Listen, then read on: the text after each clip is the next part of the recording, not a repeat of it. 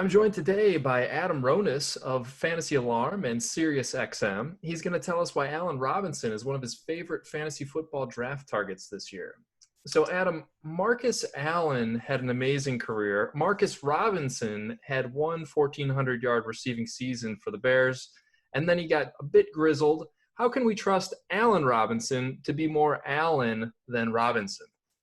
Yeah, I think Allen Robinson is one of the best receivers in the NFL. We saw what he did with bad quarterback play in Jacksonville, had a great year with Blake Bortles as his quarterback. And even last year, he was 10th in points per game in PPR formats. And I like to look at points per game. Everyone talks, he finished wide receiver at 13, 14. I think you got to look at points per game. He was 10th. He was third in the NFL in targets. We all want volume.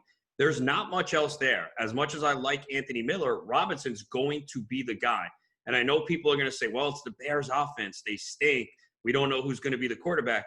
We went through this last year. I mean, he caught passes from Mitchell Trubisky and Chase Daniel. And still, the Bears offense was 29th in scoring. They were tied for last in yards per pass play.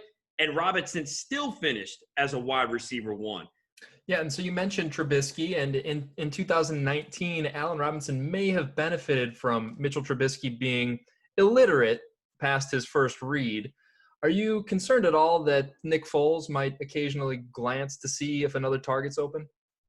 No, I think, Robinson just gets open with ease. So if Foles is the starter, I think he's going to realize Robinson's the best receiver on the team. Again, I do like Anthony Miller as a guy you can get in the double-digit rounds, but Robinson's going to be one of the leaders in targets again. As I mentioned before, he was third in the NFL last year, and I don't see that changing. He's going to be open, and whoever is the quarterback, if they're smart, they're going to go to him.